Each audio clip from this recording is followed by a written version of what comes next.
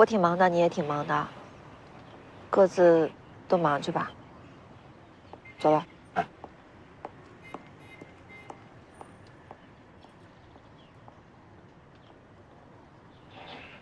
这么大事我能不来吗？对呀，出了这么大的事儿，他不来行吗？韩叔，你怎么认识马大娘？我何止是认识他呀，不是妈，这位叔叔又是谁呀？哎，这什么都别说了，有什么事咱回家说，好吧？走。不是，周叔，跟我妈这事儿，你真得抓紧办。你没完没了。哎呀，不是我讨厌你！哎，我说，小马，你别再逼你妈跟你周叔在一起了。我不逼行吗？这周叔都跟我妈同居了。你瞎说什么呢？你瞎说！不是，他是我跟你妈，我跟你韩叔，哎，这跟您有什么关系啊？哎呀，行了行了，老韩啊，你也别为难了，我谁也不嫁了，我不是，妈，注意呀！哎，问这么多干什么？我糊涂啊！我得了解，了解什么？你才。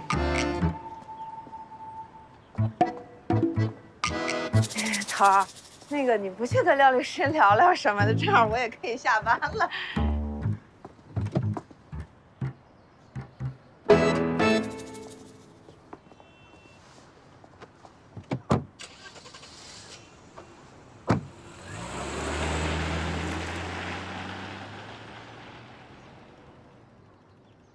咱们公司在海边的那个楼盘质量问题解决了吗？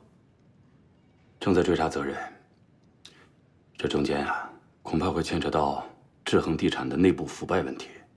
这消息一旦传出去，恐怕会引发业主集体维权呐。在前沟村的这个项目上，一定要慎之又慎啊。李总，现在智恒地产资金链很危险，不能承受一点压力啊。明白。现在有一点这个如履薄冰的意思啊。但是前沟村这个项目，咱们努力了这么久，绝对不能半途而废。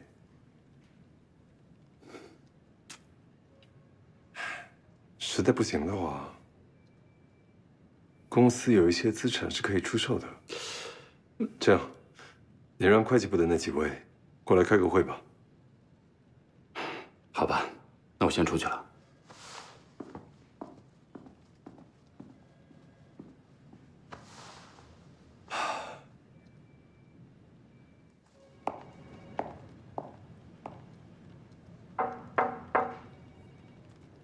李总，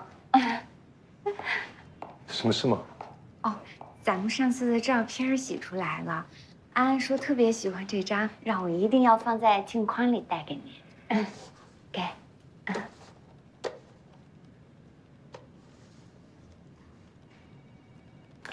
行，我收下了。行，那我就先出去了。你等会儿。啊。以后要没什么事儿的话，尽可能的让小钱转达。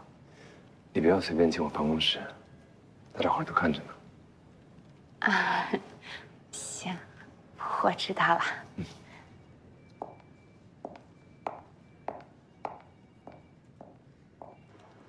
哎，我说你没事别老进出李总办公室，多忙啊！哎。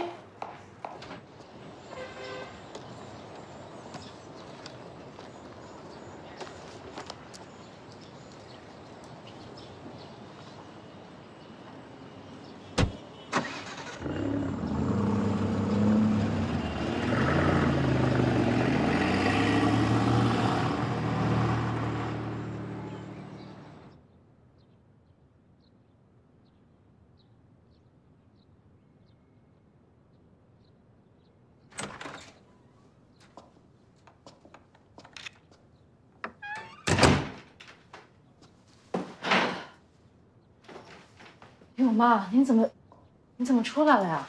吓死我了！哎，小张呢？怎么把你一个人扔在这儿啊？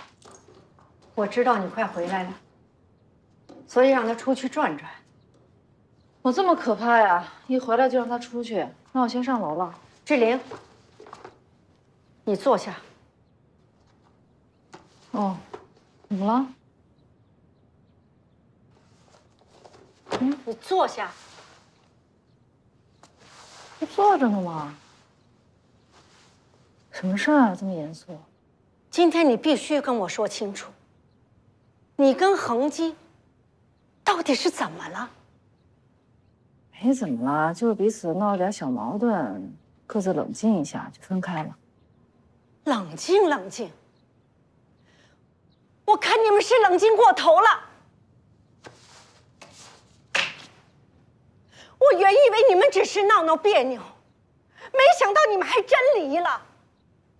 这么大的事儿，你居然瞒着我！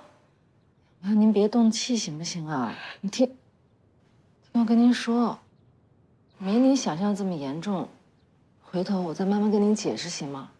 你先上去。看来你要解释的事情还不少呢。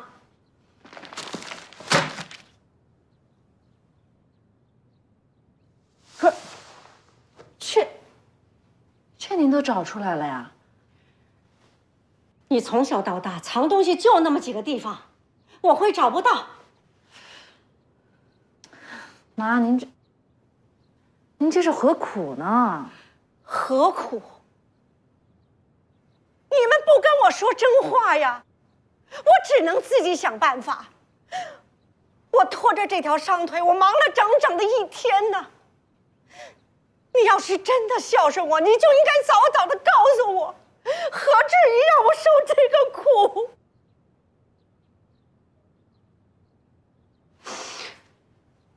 孩子，你怎么早不告诉妈呀？你是什么时候知道的？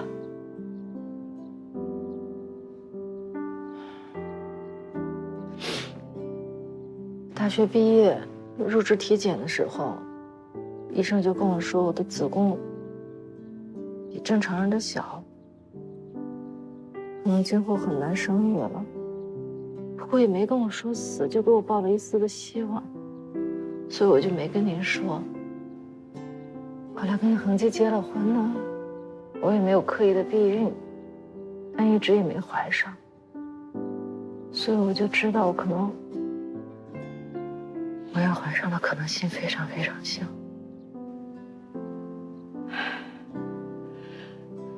所以，你就没跟恒基说？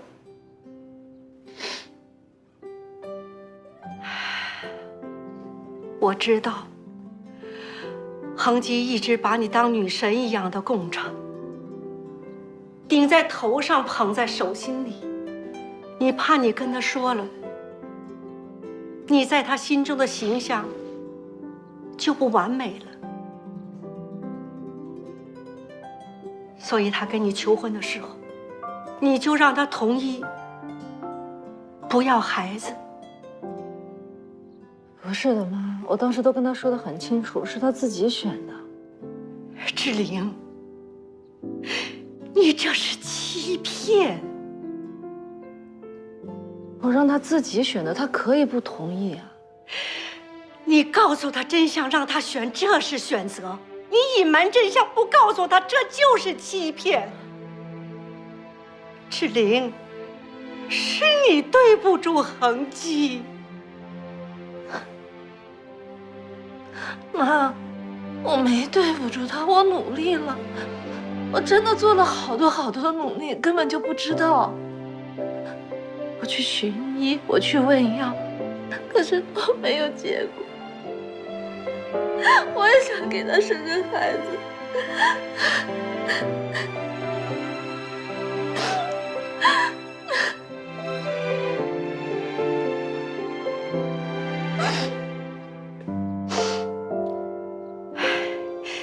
医生不是说很难怀上，但不是一定怀不上，是不是？恒基他也有问题啊？没有，他一点问题都没有。2个月前他还去做了身体的全面检查。老婆，哎，老公，你今天这么早就下班了？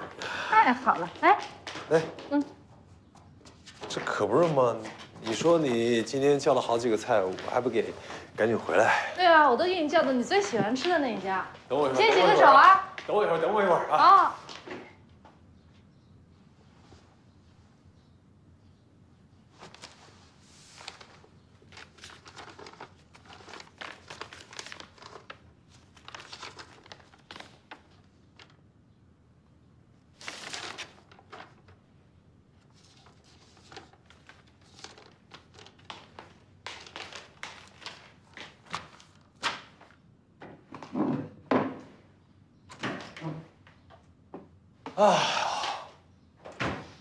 我这个塞车塞了一路，憋得我呀，哎呀，哇！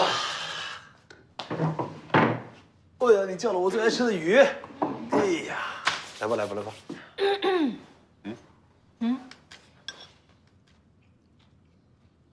你什么时候去做的体检呀？哎，你怎么翻出来的？不是，你不是说我什么天天喝酒，容易肝不好吗？我这是做了一个全面性的全人体检，后来那个报告出来了，就说我这个血糖、血脂、肝功能完全正常，怎么样？这样你放心了吧？挺好的。不是这个，那怎么还突然你要这项？哎呀，这不是那个全身体检里面顺带的吗？顺带的呀。现在全身体检还得顺带做这个呀。对啊，就现在检查都很方便。怎么了？这说明你老公身体的每一个零件都很正常，10项全能，你有什么好担心的呢？我不担心。你吃吧。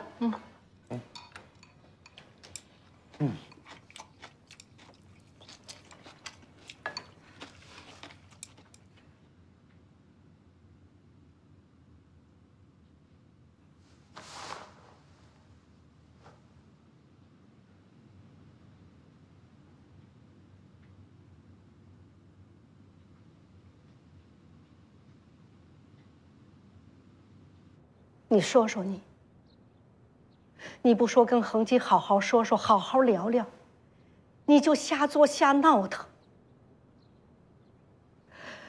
志玲，你不是这么没有智慧的孩子呀。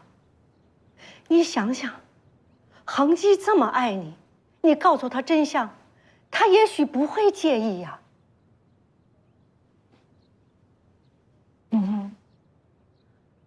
我们俩都结婚15年了，我当初没告诉他，我现在更没法开口了。怎么不能开口啊？不能，真的不能。我不知道该跟他怎么，我怕他会恨我，恨我一辈子。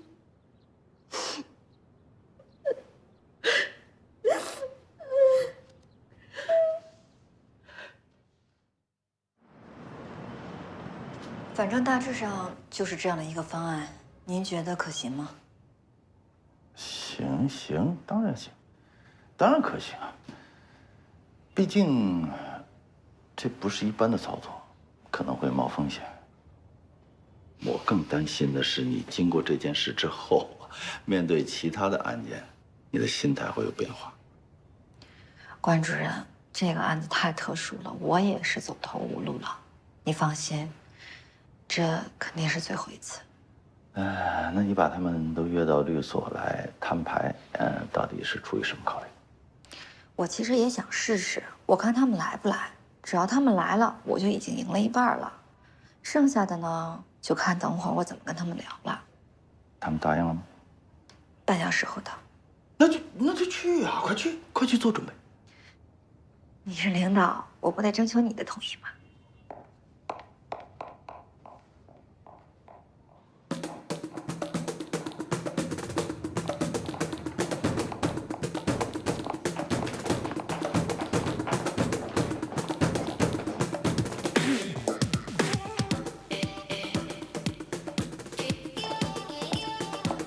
蓝雪老师你好，我是廖望。这位是我的律师，姓曹，曹律师，廖律师。你好，曹律师。你好呀，廖律师。真是没想到，堂堂的官律派了你这么一个年轻的律师处理这么复杂的案子，能行吗？曹律师，我们双方律所可能对于重要案件理解不太一样。在我们这儿，企业并购还有整村的构造修改、补偿，这算是重要的案件。像这种污蔑他人、炒作自己、占用社会空间这样的案子，就应该交给我们这种新人律师，顺便培养一下我们正确的三观。你说谁诬陷呢？这么厉害的律所，为什么站在这儿谈吧？会议室我已经准备好了，我带你们去。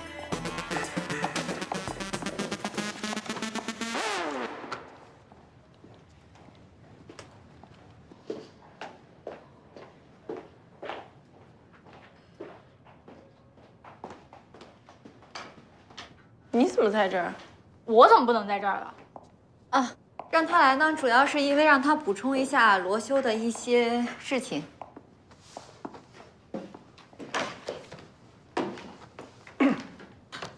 你放心，他已经离开罗修的工作室了。罗修连你这么任劳任怨、忠心耿耿的小跟班都容不下了，他这臭脾气啊，真是没救了。蓝雪老师，难道最让你生气的是罗修的臭脾气，不是应该是他对你的性骚扰吗？以你一个受害者的正常逻辑，当你知道苏女士离开罗修的工作时，你不是应该同情她，跟你一样受到人身侵害吗？蓝雪老师呢所说的臭脾气，指的就是罗修的人品。蓝雪老师的意思呢，就是罗修对他的女助理都不放过，那根本就是没得救了啊。对，我就是这个意思。廖律师，我们呢来到堂堂的官律，是本着解决问题的诚意来的，不是在这儿跟你们玩咬文嚼字的文字游戏。哎，对了，你们不是有新的证据吧？拿出来给我们看看，是有目击证人呢，还是有现场视频呢？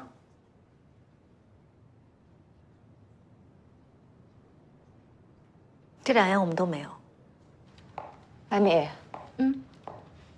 廖望今天专门把蓝雪找来谈判，是掌握什么新证据了？没听说啊。他说他走进了死胡同，现在路都堵死了。那他安排这场谈判是干什么？罗修预备道歉赔偿？哎呀，肯定是啊！您看蓝雪和他律师那个得意的样子，一定是廖律师低头了。不知天高地厚，这个曹律师在业内也算是个人物了。廖望搞得过他？所以嘛，陈律师，像这样的案子啊，只能是由您来接。像我们这些年轻律师，哪有资格啊？这话可不要乱说哦。咱们就静悄悄，等着看热闹就行了。我花了2天的时间，把蓝雪老师所有的作品还有微博都看了一遍。辛苦您了，蓝雪老师，你的作品内容非常丰富，网上的文字也洋洋洒洒。我相信你写的作品太多了，是不是会有一些忘了？那您多虑了。我这个人呢，记忆力特别好，我写过的每一个字我都记得。那太好了。您记不记得在2015年的时候，你发过一篇微博？微博上写着，你当时在学生时代，你为了加入学生会，有一个男同学跟你一起竞争，但那时候呢，这个男同学他在追你，你不知道该怎么办，你就告老师了。于是这个男同学失去了竞争的机会，你如愿加入了学生会。对，是有这么件事儿，你看的还挺仔细的哈。去年，在您的自传当中，你谦虚地说，你从小就是一个丑小鸭。真正男生开始追你的时候，是从近期你的作品开始让大家熟知的时候。那我是不是可以理解为，在你学生时期，你是在污蔑你的男同学，想要达到自己的目的呢？你胡说，我只不过是忘了而已。廖律师，咱们同属于专业的律师，我善意的提醒一下，注意你的措辞，你不会真的天真的以为你所说的那2篇文章会被法院采纳作为证据吧？哎，你们到底还有没有新的证据拿出来？如果没有，恕我们不能奉陪。官律就这水平啊？当时你在罗修的工作室里面，你认为没有目击证人，也没有监控，可能所有人都没有办法证明里面到底发生了什么。可是你忽略了一点，在罗修的工作室门口，满大街都是监控。罗修是在摄影棚里面对我动手动脚，门口的监控摄像头跟这有什么关系？那天你出了门口之后呢？据罗修工作室的阿威，是叫阿威吗？据阿威说，你当时跟罗修一直都在道谢，还给阿威有一个深深的拥抱。这个时候呢，我觉得和你之前所说的逻辑有点不太符合。那又能说明什么呢？你在记者面前，你可说过，当时你就想赶紧走，赶紧离开罗修的魔爪。那可是你之前说的跟这件事情完全的不一样，那是不是逻辑上有一些问题？阿威说的，你可以小点声。阿威说的话就是真的吗？况且街上的监控视频镜头得需要大案要案才能提取得出来吧，而且还得需要法院的调查令。这个案子是否能成为大案和要案，要看你们要闹到什么程度了。天网的视频确实暂时也查不到，那自媒体的视频呢？罗修工作室可是拍大牌明星的，门口会有很多的粉丝拍自己偶像的行踪。那您可能要失望了，我之前的时候还没有现在这么红，没有什么娱记会拍我的。好，有一个细节我不知道你还记不记得，那天你跟阿威告别完之后，他回了工作室，而你自己在街口过了一个马路才上了车。过街口的时候，你一直都在打喷嚏，你还把你自己的一条蓝围巾捂在自己的嘴上，我不知道您记着吗？你还真说对了，那几天呢，确实没有人去偷拍你，因为你不够红。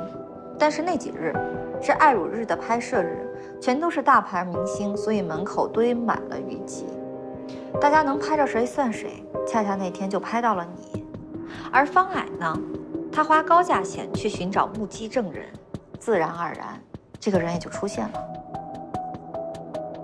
别在这听他胡说八道，你要的视频呢拿出来，给我们看看。有的话就不至于找我们来这儿谈判了吧？这就是人和人做事的方式不同了。蓝雪女士喜欢把事情做绝，不给人留后路，而罗修的经纪人方矮女士呢，她认为大家都是一个圈子的，抬头不见低头见，没有必要把事情做绝。有一句话说的特别好，眼前留一线，日后好相见。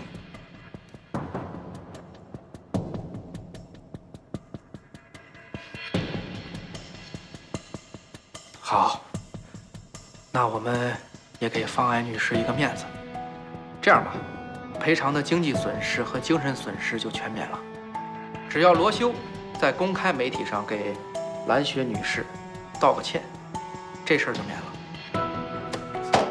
曹律师，你可能没有搞清楚当下的形势。如果方矮女士把这个视频传出去，结合蓝雪女士之前的文字，你认为方矮女士有没有能力让舆情反转？如果有1半以上的人现在相信蓝雪女士你是诬陷罗修的，那罗修就不算数，因为你是自媒体的大 V， 你是靠粉丝活着的，而罗修呢，他不需要。如果这一仗打下来，算下来的话，您是伤敌800，自损1000。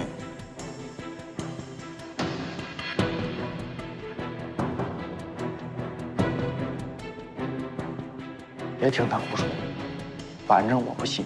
有视频你早拿出来。视频拿与不拿，就看今天这份和解书签与不签了。如果你们今天不签，我相信不出明天，所有的媒体、视频网站都会放出来的。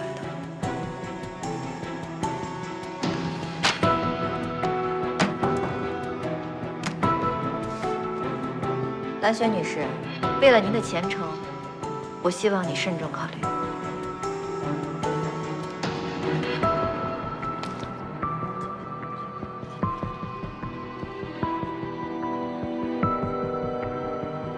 算了，我累了，你帮我看看和解书吧。你确定？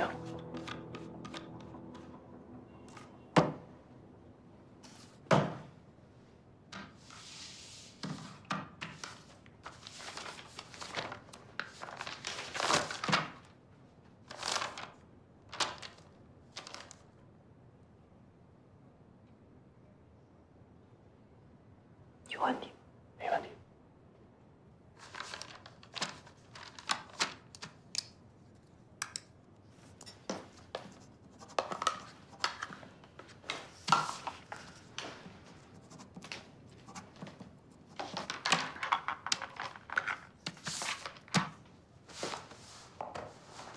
蓝雪女士，你受累了，慢走。曹律师。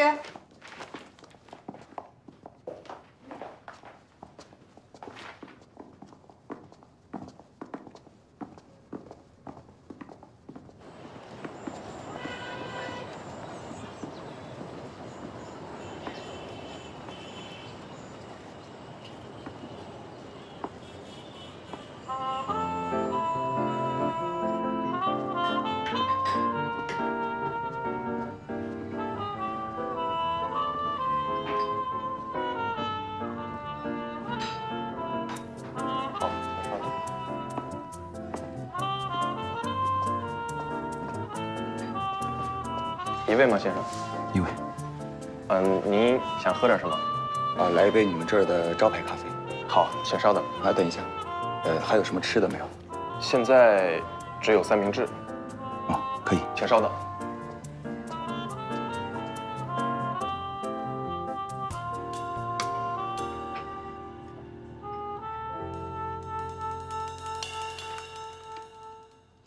大王姐，你把我骗得好苦呀！你有视频你不早告诉我，我都急死了。我没有视频。没有。你不会没看过视频吧？没看过。你没看过视频？没看过呀。可是你刚才说的那么细，蓝雪她什么打喷嚏，还拿围巾捂口鼻，还上车什么东西的，那你怎么知道的呀？我之前去了解情况的时候，我碰到过商场的经理，说他在售书的前一天过敏了。那个时候，那个经理还在说他在找借口耍大牌。过敏跟这个有什么关系啊？我后来搜他的微博了，我发现他有严重的粉尘过敏症。那罗修工作室的门口不是有很多花草吗？他闻到之后肯定会打喷嚏的。那个时候又是冬天，那人在打喷嚏的时候，自然而然会拿围巾遮住口鼻喽。所以，你是诈他的？不能完全算是诈他，也算是有理有据。那个时候，罗修工作室门口正在修路，那接他的车自然而然要停在马路对面，所以他要过一个马路喽。我的天哪！我的天哪！你太厉害了吧！蓝雪对于这件事情呢，我相信那些细节她也记不太清楚了，所以我说的越确定，她自己就越心虚，她也没有办法去冒风险。而且这份和解书上只是让她停止对罗修的攻击，并没有什么不利。所以啊，这件事儿也算是彻底的了了。这是她最体面退出这个事情的选择。我明白了。好啦，这个结果你满意吗？我太满意了。那你愿不愿意替我把这份和解书交给罗修先生？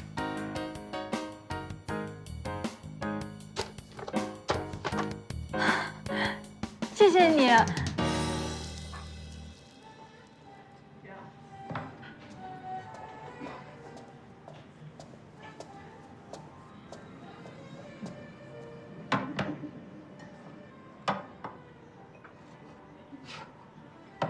慢用。谢谢。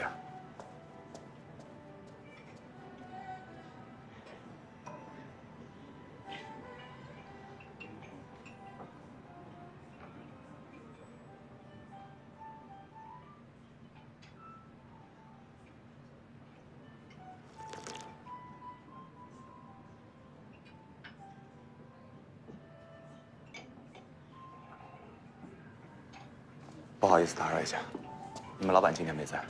啊，您找我们老板，你有什么事儿吗？啊，不是，我看他平时好像都在嘛，今天没来。我们老板被请到一个早教中心去上课了。早教中心？对，啊，我们老板是一个亲子教育专家，他在网上有300多万粉丝呢。哦，先生，您有没有孩子？我们楼上有一个亲子教育的咨询课，我们张老师亲自为一些父母解答亲子教育的问题，您可以在网上报名参加。啊，不过这个课是免费的，所以张老师每次只接待15名家长，这周已经满了，您可以报以后的。这是我们的宣传单，您可以看一下。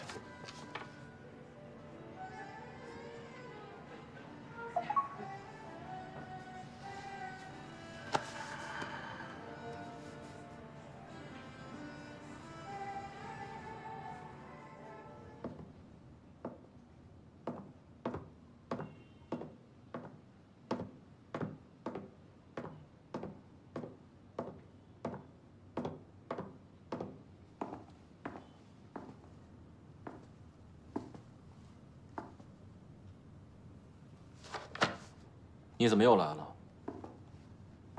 真是阴魂不散。我一直没有结算工资，我怎么就不能来了？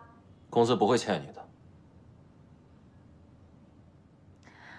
工资可以不要，但是快递费你总要给我结一下吧？这是什么？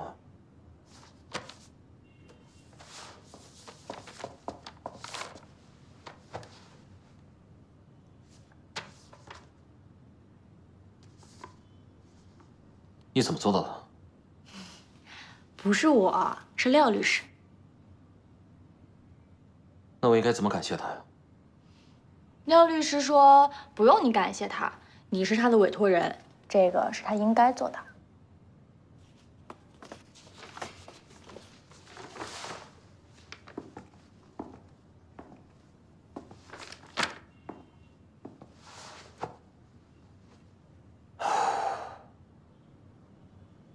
你不开心吗？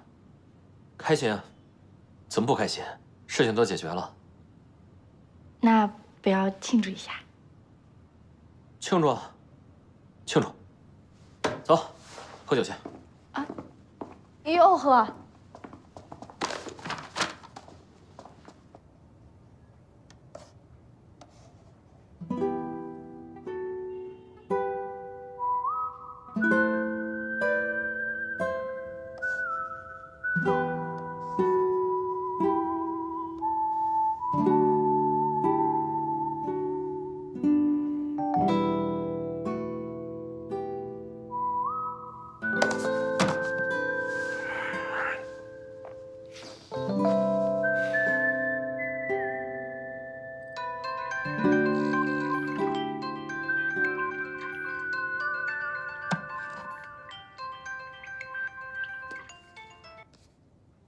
喂，桃儿，出大事了，我们被算计了。怎么了？赵丽不知道从哪儿听说韩大爷跟马大娘才是一对儿，然后他后悔没接这案子，就让他的团队3番4次去找韩大爷，说让他们俩上爱的魔力啊，还要搞个现场的求婚。你先别着急啊，冷静。这件事情现在看来还不知道是好事还是坏事。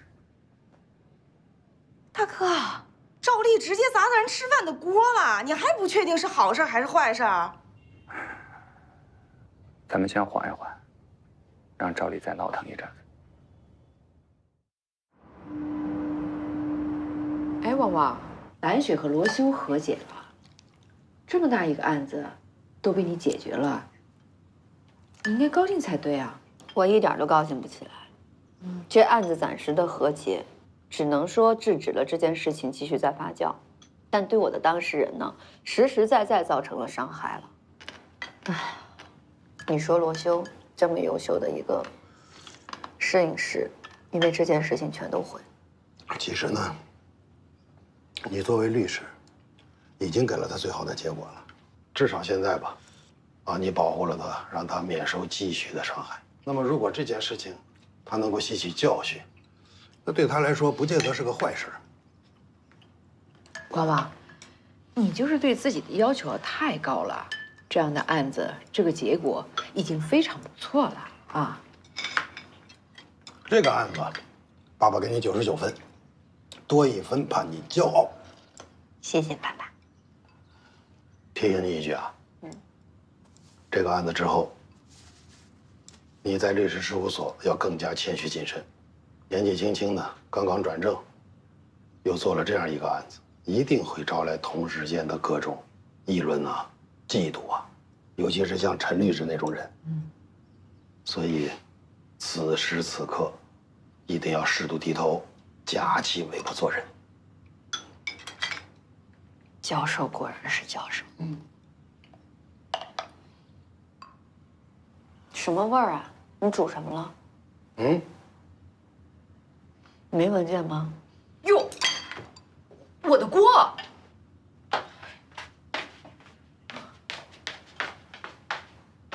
我妈从来不进厨房，怎么进厨房做饭了？哎，老廖啊，那个咱家那个油烟机啊不太好用了，你抽空啊看一下。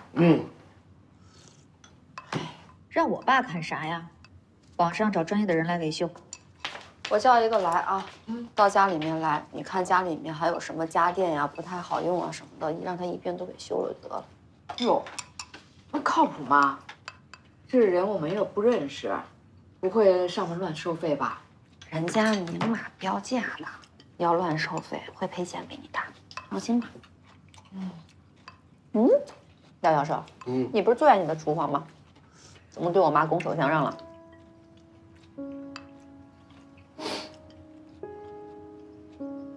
快上班去吧，不要迟到，而且还要早到。遵命。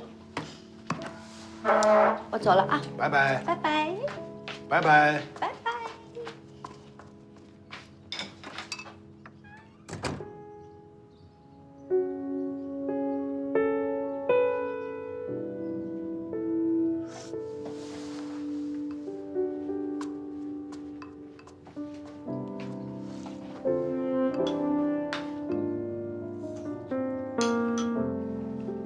志玲姐，你怎么精神那么差呀？是谁惹你不高兴了？赵丽都到这个时候了，再装无辜就没必要了吧？姐，你别这么说话，我也是被逼的。赵丽啊，你第1期节目就把杨光给踢出了黄金档，你有没有想过，你们俩是在一个台里，就算是竞争，也一定要是良性的竞争，不要搞得这么惨烈，好不好？姐，话不能这么说呀。这个节目安排都是台里的意思，不是我把师哥给挤出去的。我对师哥那是问心无愧，可师哥对我呢，别人不知道，你还能不知道吗？是他处处针对我，我只是正当防卫。你这防卫的有点过分了吧？那最好的防卫不就是进攻吗？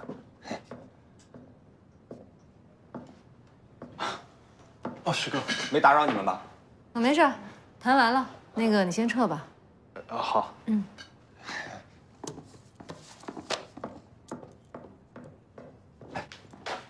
你不让我打探李恒基吗？我跟你说啊，天浩苑那套房子，他是给他一个员工住的，那个员工是个单身妈妈，他的女儿正好给志恒地产拍过广告，所以李恒基去实验小学只是为了去送爱心。你不用多想，你知道李恒基这个人有时候容易爱心泛滥，做事情又傻乎乎的，但是他对于你的感情，我保证日月可见。谢谢谢谢。不过现在我的心思不在这个上面，而是你，你知不知道怎么了？当初我跟你说啊，赵丽想把你挑下马，你不应战，现在不应战都不行了。这场战争不光有鸣枪，也一定会有暗箭。不是，那你到底想表达什么意思呢？你能不能说得清楚一点？我是说，人家都把手伸到你锅里了，你就打算拱手相让了？到底发生了什么呀？你别跟我装了，你真不知道？我真不知道。不知道？这样的啊，那个老韩的儿子不同意他和马大娘的婚事，但是老韩的儿子那边的工作你们都做了吗？那你觉得我现在应该怎么做呢？我觉得你现在具体的方法我没想好呢，要不等我想清楚了我再告诉你。好。哎，等。